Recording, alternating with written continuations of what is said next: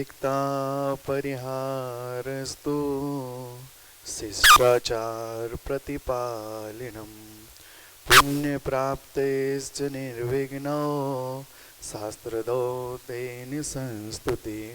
पंच परमेष्टि भगवान की, आचार्य भगवान विश्व सागर जी महाराज की, परम पूज्य मुनि श्री सुप्रभ सागर जी महाराज की, परम पूज्य मुनि श्री प्रणत सागर जी महाराज की जय। जिनेन्द्र बंधुओं, आप सभी का स्वागत है विश्व लोकप्रिय कार्यक्रम सम्यक समाधान में, जहां पर परम पूज्य मुनि श्री सुप्रभ सागर जी महाराज करते हैं भक्तों के समीचीन विकल्पों का सम्यक समाधान। जहां पर दूर दूर से लोग अपने समीचीन विकल्प प्रस्तुत करते हैं मुनि श्री के सामने, और मुनि श्री बड़ी ही सहजता पूर्वक उन सभी समीचीन विकल्पों का करते हैं सम्यक समाधान। अतः ज़्यादा विलंब न करते हुए परम पूज्य मुनि श्री प्रणत सागर जी महाराज के चरणों में बारंबार नमोस्तु करते हुए इस कार्यक्रम को आगे बढ़ाने के लिए अनुमोदन करते हैं। नमोस्तु भगवान, नमोस्तु भगवान, नमोस्तु भगवान। ओम नमः सिद्धेभ्यः। श्रीमन्त मुक्तिवर्तारम् वृषभं रसनायकं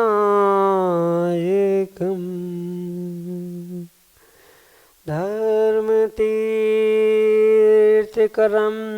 जिष्णुं वन्दे अनन्तगुणार्णवम्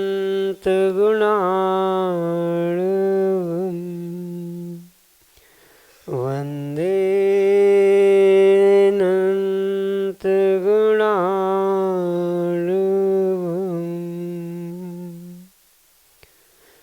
पंच परमेष्टि भगवान की, देवादिदेव 1008 भगवान आदिनाथ स्वामी की, परम पूज्य आचार्य भगवंत गुरुवर विशुद्ध सागर जी मुनि महाराज की, परम पूज्य मुनि श्री सुप्रभ सागर जी महाराज की।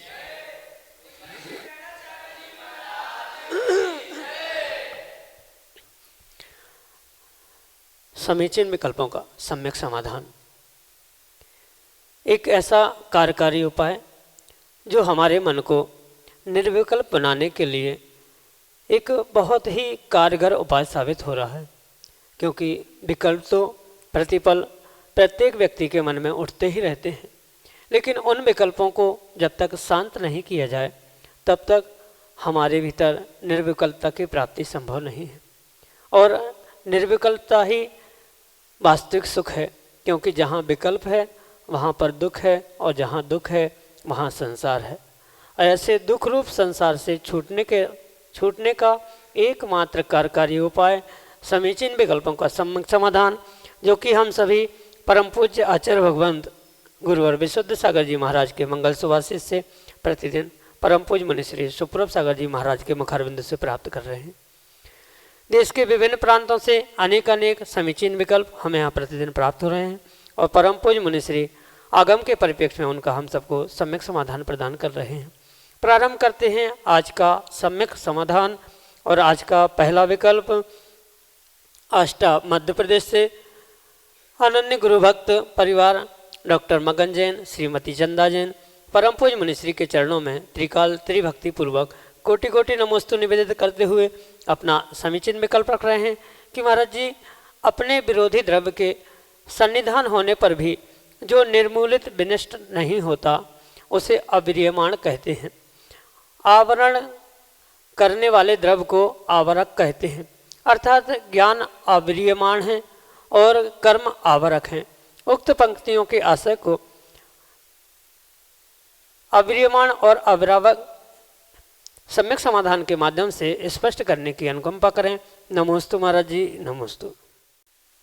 ओम नमः सिद्धम। परम पूज्य आचार्य भगवान गुरुवर विशुद्ध सागर जी महाराज की,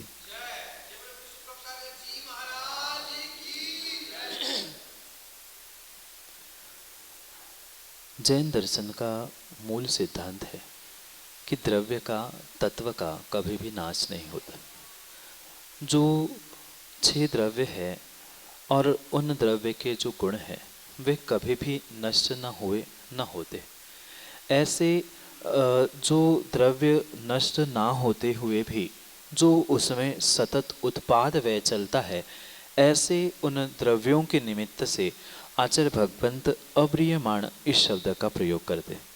नैवा सतो जन्म सतो न नाशो, इस प्रकार की पंक्ति देते हुए समंतभद्र स्वामी कहते हैं कि कभी भी किसी भी प्रकार से द्रव्य का, ऊर्जा का या वस्तु का विनाश नहीं होता।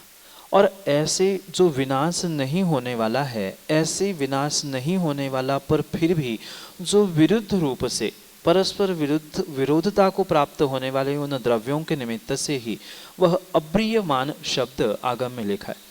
क्योंकि डॉक्टर साहब हमें इन शब्दों के साथ आचार्य भगवंतों के अभिप्रायों को भी समझने की आवश्यकता है।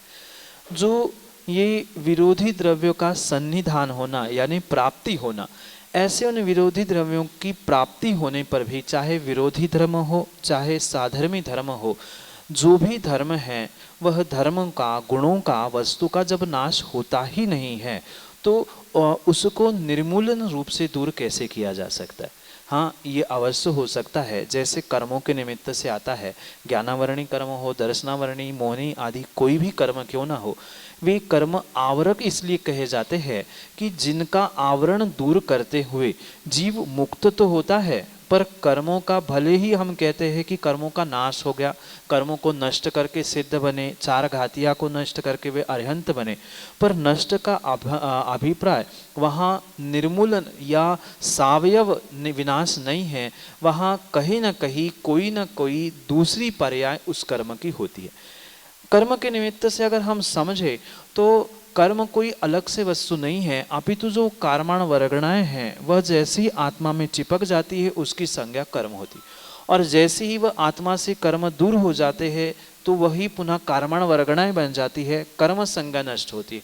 इस अभिप्राय से उन कर्मों को आवरक के रूप में स्वीकार किया गया है, पर वह अप्रियमाण यानी नष्ट होने वाला नहीं है, ऐसा भी समझने की आवश्यकता है। सीधा सा मात्र इन पंक्तियों का आशय अभिप्राय इतना सा है कि कर्म वह दूसरी वस्तु है जो जीव का जो ज्ञान स्वभाव है, दर्शन स्वभाव है, उसमें आवरण डालती है, और वही कर्म जब दूर होते हैं वह सर्वथा नष्ट तो होते नहीं है। वह कर्म कर्मण वर्गणारूप परिणत होती है, पुनः वही कर्मण वर्गणाएं दूसरे के परिणामों के निमित्त से कर्मरूप परिणत होती है। तो इस कारण से उन्हें कथनचित अप्रियमान भी कहा जा सकता है, क्योंकि जो पूर्णतः नष्ट नहीं होता है ऐसी उन वस्तुओं को जिसका निरवय विनाश नहीं होता वह परिपूर्ण रूप से अप्रियमान रूप में स्वीकार किया गया है।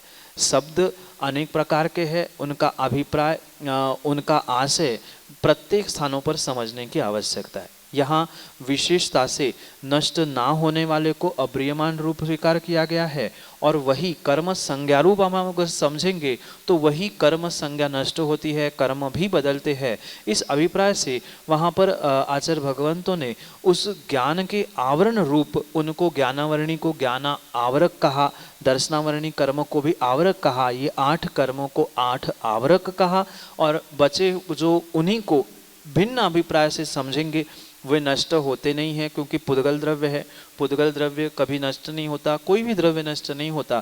तो नष्ट नहीं होने की अपेक्षा से अगर हम समझेंगे तो उसे ही हम अप्रियमान कह सकते हैं, क्योंकि कर्म भी जो आत्मा के ज्ञान दर्शन रूपी स्वभाव से विरोध खा रहे हैं, विरुद्ध है, उनका नाश नहीं होता, कर्म का भी नहीं होता, ज्ञान आत्मा आदि का भी नहीं होता। इसलिए वो विरुद्ध होने से उन कर्मों को जब हम उस अपेक्षा से यानी नष्ट नहीं होने वाली अपेक्षा से समझेंगे तो उन्हें अप्रियमान कहेंगे, और नष्ट होने की अपेक्षा से समझेंगे तो उन्हें ही आवरक के रूप में स्वीकार किए जाएंगे। यही आपके लिए संक्षेप से सम्यक समाधान। अगले समीचीन विकल्प के लिए जयपुर राजस्थान से प्रद्युम्न जैन शास्त्री परम पूज्य मुनिश्री के चरणों में बारंबार नमोस्तु निवेदित करते हुए अपना समीचीन विकल्प रख रहे हैं कि महाराज जी क्या सच में चमत्कार होते हैं। हमारे समीचीन विकल्प का सम्यक समाधान करने की अनुकंपा करें। नमोस्तु महाराज जी, नमोस्तु। कलो काले चले चित्ते देह चान्नादि चित्त के एत चित चमत्कारा जिन रूप धरा नरा। आचार्य भगवंत बहुत अच्छी व्याख्या करते हुए समझाते हैं कि बहिरंग रूप से जो ये पुद्गल के चमत्कार है, ये वास्तव में चमत्कार नहीं है, क्योंकि ये तो एक स्वाभाविक प्रक्रिया है। चाहे आप मंदिर आदि में होने वाले वे चमत्कार हो, जिन्हें वर्तमान में बहुत बहुत जिसका प्रोपोगंडा किया जा रहा है, बहुत प्रचार प्रसार किया जा रहा है कि भगवान के बिना कलश किए अभिषेक होना है या पसीना आदि आदि जो भी प्रकार के चमत्कार अतिशय बताए जा रहे हैं, वास्तविकता में इस संसार में कोई वैसे चमत्कार होते ही नहीं। ये तो सीधी सी बात है, प्रकृति के निमित्त से जैसे मौसम बदलता है वैसे ही वह गर्भालय की प्रतिमाओं की, वेदियों की आदि इंसानों के पहुंचने के आदि के द्वारा वहाँ पर कहीं पानी झरना, क्योंकि बहुत शीत होती है तो बंद कमरे में बहुत सारे व्यक्ति पहुंचते हैं तो उनके श्वासोश्वास से पुनः पत्थर के ठंड के कारण पसीज जाना आदि आदि के कारण से भी ये बहिरंग चमत्कार देखे जाते। इतना ही नहीं, कहीं चंदन के छींटे आदि आदि जो भी बहिरंग चमत्कार कहे गए हैं, आगम में वास्तव में कोई ऐसे चमत्कार कहे नहीं गए हैं जो कि वर्तमान में कहे जाते। हाँ, पर चमत्कार का निषेध भी आगम में आचार्य भगवंतों ने नहीं किया है। कुछ ऐसे भी चमत्कार, ऐसे भी कथानक आपने पढ़े होंगे, सुने होंगे, जहाँ सर्प के निमित्त से हार बना, हार पुनः वह सर्प बनता था। ये कोई भगवान देवशास्त्र गुरु करने वाले चमत्कार नहीं है, अपितु जिनके पास सच्ची श्रद्धा है, जिसको सच्चा विश्वास है, उन सच्चे श्रद्धा विश्वास के निमित्त से होने वाले ये सब कुछ देवों द्वारा किए जाने वाले कार्य है। इसलिए वास्तविकता में उसे भी हम चमत्कार नहीं मान सकते। पर आचार्य भगवंत जो समझा रहे हैं उसे समझने की आवश्यकता है, जो कि संसार का सबसे बड़ा चमत्कार है, कलो काले चले चेते। यानी इस खोटे पंचम काल में भी, जहाँ काल स्वयं काला है और चित्त भी सबके खोटे हो चुके हैं, काले हो चुके हैं, ऐसे कली काल में वह चित्त जहाँ प्रत्येक क्षण चलायमान हो रहा है, चंचल है, कभी इधर कभी उधर मन जब भटकता है, ऐसे कली काल में भटकते हुए मन में भी, ऐसे विपरीत स्थितियों में, विपरीत परिस्थितियों में भी जब व्यक्ति मात्र उस भोजन का, अन्न का कीड़ा बना है, जब चाहे न दिन न रात, न किसी का विवेक है, न भक्ष न अभक्ष का, ऐसे समय जो मात्र भोजन और भोगों के नाली में रचा पचा है, ऐसे काल में भी, ऐसे समय में भी अगर एतच्चित चमत्कारा, अगर कोई चैतन्य चमत्कार है तो उसका नाम है जिन रूप धरा नरा, यानी धरती के देवता निर्ग्रंथ मुनिराज ही इस ब्रह्मांड के, इस संसार के और इस पंचम काल के सबसे बड़े चमत्कार के रूप में स्वीकार किए गए। अगर इस अभिप्राय से हम सत्यता को समझे और सत्यता का बोध करते हुए ये निर्णय करें कि इस खोटे काल में भी अगर कोई चमत्कार है तो उस चमत्कार का दूसरा नाम है दिगंबर मुनिराज, क्योंकि कितनी ही शीत, उष्णता आदि सभी परिचयों को भी मुस्कुराते सहन कर लेना, चाहे आज का कितना भी आयुर्वेद का विज्ञान क्यों ना हो, उस डॉक्टरी के, मेडिकल साइंस को भी अगर कोई बहुत बड़ी चुनौती है तो वह दिगंबर मुनिराज की चर्या है। एक ही बार भोजन पानी सब कुछ ग्रहण करना, शीत उष्णता आदि सब कुछ सहन करना, ये बहुत बड़ी चुनौती होने के कारण से ऐसे खोटे काल में विपरीत अभिप्रायों से जीने वाला, जो भोगों के नाली में रचा पचा है, ऐसे जीवों के सन्निधि में, ऐसे काल में भी ये साक्षात अगर कोई चमत्कार होता है तो उसका नाम दिगंबर मुनिराज है। इसी कारण से उन्हें धरती के देवता कहा जाता है, क्योंकि उन्होंने सब बहिरंग उन क्रियाओं को, भोगों को, कषायों को छोड़ते हुए अपने आत्मा को परमात्मा बनने का पुरुषार्थ प्रारंभ किया है। इसलिए इस ब्रह्मांड में अगर कोई चमत्कार है तो वे मुनिराज है, अन्य कोई पुद्गल का चमत्कार होता ही नहीं है। क्योंकि दो पुद्गल मिलने से तीसरी पर्याय उत्पन्न होना, ये तो द्रव्यानियों का सिद्धांत ही कहलाता है। कोई ये कह दे कि मैंने ये दो सामग्री हाथ मिला लिया और हाथ अचानक से लाल हो गया, एक हाथ पे उसने चूना लगाया था, दूसरे हाथ पे हल्दी थी, अपने आप उन दोनों को मिलने से वह हाथ लाल होने ही थे। ऐसे बहुत सारे बहिरंग रूप से पुद्गल के चमत्कार दिखाए जा सकते हैं, चाहे वह वर्तमान की हाथ की जादू, काली जादू कह दो, या हिप्नोटिज्म आदि जितने भी है, ये सब कुछ पुद्गल जन्य चमत्कार है। वास्तविक चमत्कार तो एक ही होता है, जो कि दिगंबर मुनिराज रूप होता है। बाकी बहिरंग रूप से ये पुद्गल के चमत्कार नहीं है, अपितु ये प्रकृति का और द्रव्यानुयोग का ही सिद्धांत है, जिसके कारण से ये सब कुछ घटित हुए दिखता है। यही आपके लिए सम्यक समाधान। प्रीति जैन सिलवानी मध्य प्रदेश से परम पूज्य मनीषी के चरणों में बारंबार नमोस्तु निवेदित करते हुए अपना समीचीन विकल्प रख रहे हैं कि महाराज जी, महिलाओं को पूजन करते समय स्थाप थाली के बाहर रखना चाहिए या भीतर, एवं सोले के ही कपड़ों में स्थाप करना चाहिए क्या? हमारे समीचीन विकल्प का सम्यक समाधान करने की अनुकंपा करें। नमोस्तु महाराज जी, नमोस्तु। माँ, इस विषय में मैं कई बार सम्यक समाधान से समझाने का प्रयास करता हूँ।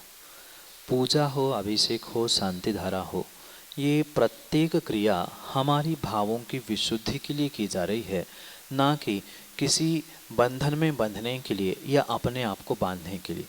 इसके पीछे का सीधा सीधा अभिप्राय यही है कि कोई भी पूजा करते समय हमारी भावों की विशुद्धि किस प्रकार से बन रही है, उस प्रकार से हमें द्रव्य क्रिया करने की आवश्यकता है। क्योंकि मात्र लकीर के फकीर बनकर नहीं, ऐसा है तो ऐसा ही करना चाहिए, ये होना चाहिए, इन अभिप्रायों से कभी भी भगवान की वास्तविक पूजा या कर्मों की निर्जरा नहीं हो सकती। इसलिए कर्मों की निर्जरा करने के लिए अगर हम पूजा अभिषेक करने पहुंच रहे हैं, तो वहाँ पर चाहे स्त्री हो चाहे पुरुष हो, उन दोनों को भी इस बात को अवश्य समझने की आवश्यकता है कि पूजन करते समय हम स्थाप चाहे थाली के भीतर रखें, स्थाप चाहे थाली के बाहर रखें, वहाँ मात्र स्थापना के पीछे के अभिप्राय को समझने की आवश्यकता है। स्थापना मात्र एक संकेत था, वास्तविकता में स्थापना तो हम अपने हृदय में भगवान को आमंत्रित आह्वान करते हुए कर रहे। चाहे आप थाली के बाहर रख दोगे तो क्या भगवान नाराज हो जाएंगे? भीतर रखने से खुश हो जाएंगे? ऐसा भी कुछ नहीं है, क्योंकि वे देवशास्त्र गुरु वीतरागी बन रहे हैं या बन चुके हैं, तो उनको उससे भी कोई प्रयोजन नहीं है। पर वो एक विधि के रूप में स्थापना को जब उस पूजा का अंग स्वीकार किया गया है, तो उस प्रकार से उसे करने की आवश्यकता है। जरूरी नहीं है कि वह थाली में भीतर अंदर इधर उधर ऊपर नीचे, ये वर्तमान की व्यवस्थाएं है। जिन क्रियाओं से हमारी भावों की विशुद्धि बनी रहे, बरकरार होती रहे, वैसा ही कार्य हमें जीवन भर के लिए करने की आवश्यकता है, अन्यथा वह हमारा सर्व कार्य करना व्यर्थ हो जाएगा। इसलिए ये स्थाप के विषय में विकल्प ना पालते हुए हमें पूजा के सभी अंगों को पालन करने की आवश्यकता है। और साथ में ये भी समझे, जो वस्त्र पूजा के समय पहनने का आगम में आचार्य भगवंतों ने व्याख्यान किया है, वहाँ परिपूर्ण रूप से सोले के वस्त्रों से ही पूजा का विधान आगम में लिखा गया है। फिर वर्तमान में कुछ प्रमाद के कारण, कुछ अन्य कारणों के कारण हो सकता है व्यक्ति सोले के वस्त्रों के साथ नहीं कर पा रहा है, पर जब स्थापना पूजा करना ही सोले में लिखा है, तो स्थापना की बात अलग से आ नहीं सकती। ऐसा हो नहीं सकता कि शर्ट पैंट में स्थापना कर लो और फिर पूजा धोती दुपट्टा पहन के कर लो, या पूजा धोती दुपट्टा के पहन करना है तो स्थापना भी स्वाभाविक सी बात है उन धोती दुपट्टे में ही या सोले के वस्त्रों में की होगी। इसलिए ये सब कुछ क्रिया परिपूर्ण रूप से हमारी भावों की विशुद्धि प्राप्त करने के लिए है। इसलिए इन क्रियाओं में ना उलझते हुए हम क्रियाओं को भी विशुद्ध करते हुए भावों को भी विशुद्ध करने का पुरुषार्थ करेंगे, तो ही हमारा काम बनेगा। क्योंकि अगर वस्त्र हमने सोले के पहन लिए पर हमारे भाव ही सोले के नहीं है, तो हमारी क्रिया करना व्यर्थ हो जाएगा। इसलिए उन वस्त्रों के सोले के साथ भावों का सोला भी समझते हुए हमें अपने जीवन के उत्थान के लिए निर्णय करते हुए इन सभी क्रियाओं को आगमुक्त प्रकार से करने की आवश्यकता है। थाली के अंदर बाहर या किसी प्रकार से करें। माना कि कहीं विषमता के कारण हमारे पास सोले के वस्त्र नहीं है, हम पूजा करना चाहते, तो क्या पूजा नहीं कर पाएंगे? हाँ, क्वचित कदाचित कभी किसी कारणों से नहीं है वस्त्र सोले के, तो वैसा भी कर सकते हैं, पर उसे प्रमाद रूप स्वीकार करते हुए उसे सिद्धांत ना बनाया जाए। यही आपके लिए सम्यक समाधान। अगले समीचीन विकल्प के लिए सिलवानी मध्य प्रदेश से श्रीमती प्रभा जैन परम पूज्य मनीश्री के चरणों में बारंबार नमोस्तु निवेदित करते हुए अपना समीचीन विकल्प रख रहे हैं कि महाराज जी, निंदा, गर्हा एवं आलोचना में क्या अंतर है? हमारे समीचीन विकल्प का सम्यक समाधान करने की अनुकंपा करें। नमोस्तु महाराज जी, नमोस्तु। निंदा, गर्हा और आलोचना कहने के लिए तो वह समानार्थी शब्द है, पर अभिप्राय, स्थान, क्षेत्र, द्रव्य आदि की अपेक्षा से उसमें बहुत सारा अंतर भी हुआ करता।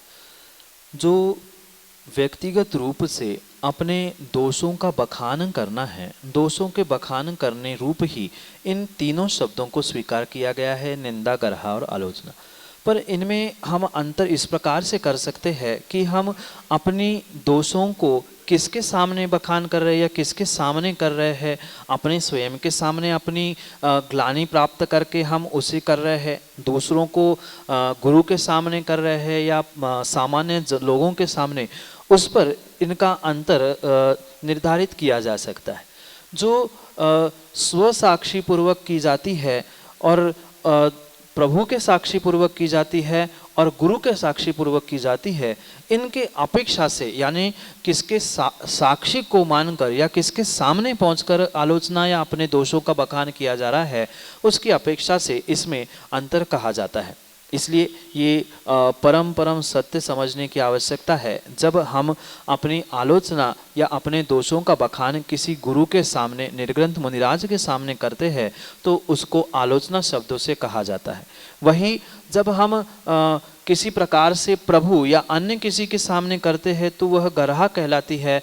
और वही अपने दोषों को अपने ही भीतर आलोचित कर देना, अरे मैंने ऐसा क्यों किया, मुझे ऐसा नहीं करना चाहिए था, आदि अभिप्रायों से जो युक्त होकर जो हमारे परिणाम या हमारी भीतर की दोषों को बखान करने की या दोषों को कहने की, अभिव्यक्त करने की जो क्रियाएं चल रही है, उसे निंदा कहा जा सकता है। तीनों में समानता इस प्रकार से है कि दोषों को कहने को ही, दोषों को व्यक्त करने को ही निंदा, गर्हा, आलोचना कहते हैं, पर किसके सामने कर रहे हैं इसकी अपेक्षा से उसमें अंतर कहा जाता है। जो स्वयं के साक्षी पूर्वक किया जाता है, स्वसाक्षी पूर्वक निंदा होती है, प्रभु या दूसरों के सामने साक्षी पूर्वक गर्हा होती है, और वही जब गुरु के सामने की जाती है उसे आलोचना कहा जाता है। इतना ही इन सब में विशेष रूप से अंतर भी और समानता भी है, जो कि आपके लिए सम्यक समाधान से।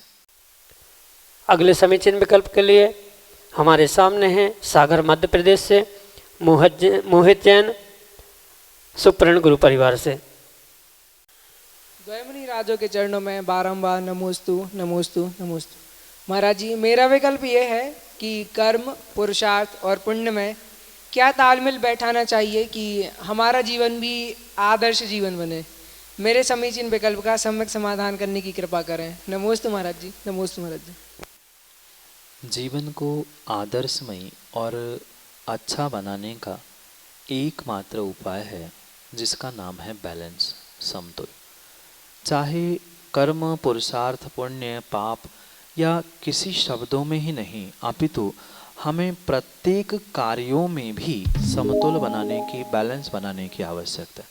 क्योंकि जीवन का ही नाम एक बैलेंस ही है, और जब तक हम जीवन को बैलेंस शीट की तरह बैलेंस करने का प्रयास नहीं करेंगे, तब तक हम कभी पुण्य, कभी पाप, कभी सुख, कभी दुख, कभी दिन, कभी रात, कभी अच्छे, कभी बुरे, इन विकल्पों से अपने आप को ग्रसित करते हुए नियम से अपने जीवन के लिए और अपने आने वाले समय के लिए संसार को ही दीर्घ करने का प्रयास करते। इसलिए सबसे श्रेष्ठ कार्य जीवों को इस प्रकार से करना होगा जिस प्रकार से वह परिपूर्ण रूप से अपने स्वयं का ही नियोजन करे, स्वयं की कषायों का, स्वयं के समय का, और जितना जितना वह स्वयं की समय का और कषायों का सुनियोजन करेगा, बैलेंस बनाएगा, उतना उतना ही इन सभी में भी वह बैलेंस प्राप्त कर सकता है। क्योंकि ज़रूरी नहीं है कि एक ही क्षेत्र में हम धर्म में ही बैलेंस बना ले, पुरुषार्थ माना कि पैसे कमाने के पुरुषार्थ में ही बैलेंस करते रहे, ये किंचित भी ज़रूरी नहीं है। हमें परिपूर्ण रूप से अगर कहीं बैलेंस बनाना है तो व्यक्ति को उन प्रत्येक कार्यों के समय में एक सुनियोजिता करने की आवश्यकता है। मैं कितने समय तक पुण्य की क्रिया में, धर्म की क्रिया में समय दूं, कितने समय तक मैं अपने लिए यानी आने वाले समय के लिए, अर्थार्जन के लिए समय दूं, कितने समय हम पढ़ाई के लिए दूं। इस प्रकार से जितना जितना हमारा व्यवस्थित नियोजन होगा, उतना ही उतना हमारा जीवन आदर्शमय होगा। क्योंकि ये परम सत्य है, जितने जितने हमारे लिए आदर्श बने, जैसे तीर्थंकर है, अरिहंत है, भगवान है, वे सभी हमारे लिए एक आदर्श है। जो दिगंबर मुनिराज है वे भी हमारे लिए आदर्श है। उनके लिए भी 24 घंटे मिले, आपके लिए भी 24 घंटे मिले। वे भी पढ़ाई लिखाई करते, आप भी पढ़ाई लिखाई करते। वे भी भोजन ग्रहण करते हैं जिन्हें आप आहार कहते हो, आप भी भोजन ग्रहण करते हो। वही दाल रोटी, वही सब कुछ होता है। निमित्त नहीं बदलते हैं, बाहर के साधन उपकरण नहीं बदलते। हमारा अभिप्राय और उसके साधनों का किस प्रकार से हम सुनियोजन करते हैं, उस पर हमारा जीवन आदर्श बनेगा कि नहीं बनेगा, ये तय करता है। इसलिए एक सुसूत्रता और एक सुनियोजितता हमारे प्रत्येक कार्य में, पुरुषार्थ में भी, भाग्य में भी और पुण्य कार्यों में भी करने की आवश्यकता है। क्योंकि कर्म भी पुरुषार्थ से ही प्राप्त हुए हैं, पुण्य भी पुरुषार्थ से ही प्राप्त हुआ है। तो इसलिए उस पुरुषार्थ का अगर हम सुनियोजन करेंगे कि कौन से समय में हमें कौन सा काम करना है, कौन से समय में क्या नहीं करना है, इतना विवेक अगर हमारे भीतर प्राप्त हो जाएगा तो नियम से हम अपने जीवन को अच्छा और बेहतर बनाने का पुरुषार्थ कर सकते। क्योंकि जीवन का पर्यायवाची नाम ही पुरुषार्थ है। क्योंकि भाग्य पे हाथ धरे रखे रह जाओगे कि आएगा कर्म का उदय, आएगी काल लब्धि, तो परिपूर्ण रूप से अगर उसको ही हम ऐसा समझते रहेंगे तो जीवन में उत्थान के लिए कभी पुरुषार्थ नहीं कर सकते। इसलिए कब पुरुषार्थ को मानना, कब भाग्य की बात करना, ये सब कुछ हमें स्वयं निर्णय करना है। जब हमने बहुत मेहनत की, पुरुषार्थ किया और फिर सफलता नहीं मिली, तब हमें सोचना होगा, तब हम समतोल बनाएंगे। हाँ, हमने पुरुषार्थ तो किया था पर पुण्य साथ में नहीं था, इसलिए हमारी कमी हो गई। जब हम पुण्य करते हुए भी, पुरुषार्थ करते हुए भी फल साथ में नहीं मिल रहा है, तब हम सोचेंगे हाँ भाई, ये कर्मों की ये ऐसी विचित्रता थी कि हम पुरुषार्थ करके भी, पुण्य करके भी हमें फल नहीं मिल रहा है। तो ये हमारी व्यक्तिगत सोच का जहाँ जहाँ समतोल मिलेगा, वहाँ वहाँ जीवन में हमारा समतोल आ जाएगा। इसलिए पहले हम अपने सोच में समतोल बनाएं, फिर अपने समय का सुनियोजन करें। समय के सुनियोजन के साथ अपने परिणामों का, अपनी सोच का अगर हमने समतोल बनाया, तालमेल बनाया, तो जीवन भी तालमेल से युक्त होते हुए कर्म, पुरुषार्थ, पुण्य, पाप आदि आदि सभी घटक, सभी फैक्टर को लेते हुए एक आदर्श में बन सकता है। जैसे तीर्थंकर और निर्ग्रंथों का बना है, उनके लिए भी साधन वही थे, काल वही था, सब कुछ वही था, पर उन्होंने समय पे समय का काम समय पे किया था, इसलिए उन्होंने समय को प्राप्त किया था। इसलिए आप भी प्रत्येक कार्यों को समय का नियोजन करते हुए, समय के हिसाब से यानी आगम के हिसाब से समय तक पहुँचने का, समय तक यानी गुरु तक पहुँचने का पुरुषार्थ करेंगे तो नियम से अपने जीवन को एक उत्कृष्ट बैलेंस शीट की तरह, तालमेल की तरह जोड़ते हुए एक आदर्श में जीवन बना सकते हैं। यही आपके लिए सम्यक समाधान। उम्मीद है आप सभी को मिल गया होगा आपके समीचीन विकल्पों का सम्यक समाधान। मुनि श्री ने बड़े ही सहजता एवं निर्बलता पूर्वक सभी समीचीन विकल्पों का दिया सम्यक समाधान। भक्तों के मन में उठने वाले जो भी शंका हैं, जो भी समीचीन विकल्प हैं, चाहे वह धार्मिक हों या आध्यात्मिक हों, मुनि श्री बड़े ही सहजता एवं निर्बलता पूर्वक सभी समीचीन विकल्पों का सम्यक समाधान देते हैं। यह समीचीन विकल्प का कार्यक्रम सम्यक समाधान हमारे YouTube चैनल सुप्रभ उवाच पर प्रसारित होता है तथा मुनि श्री के विशेष प्रवचन जो और सम्यक समाधान की क्लिप आप YouTube चैनल पर सुप्रभ उवाच पर प्राप्त कर सकते हैं। सम्यक समाधान का यह कार्यक्रम प्रतिदिन 5:13 पर YouTube चैनल पर प्राप्त कर सकते हैं। आप अगर आपके मन में कोई भी समीचीन विकल्प उठता है तो आप हमें व्हाट्सएप कर सकते हैं। हमारा व्हाट्सएप नंबर है 8707548811। यह आपकी टीवी स्क्रीन पर या मोबाइल स्क्रीन पर चलता है। एक बार नंबर को फिर से रिपीट करते हैं, 8707548811। अगर आप ईमेल के उपभोक्ता हैं तो आप हमें ईमेल भी कर सकते हैं। हमारी ईमेल आईडी है samyak.samadhan@gmail.com। मन में आपके छोटे से छोटी संख्या, बड़े से बड़ा कोई भी प्रश्न हो तो आप मुनि श्री के समक्ष अपना विकल्प रख सकते हैं। मुनि श्री आपकी शंका का समाधान अवश्य करेंगे। ज़्यादा समय न लेते हुए परम पूज्य मुनि श्री के चरणों में बारंबार नमोस्तु करते हैं और इस कार्यक्रम को विराम देते हैं। नमोस्तु भगवान, नमोस्तु भगवान, नमोस्तु भगवान।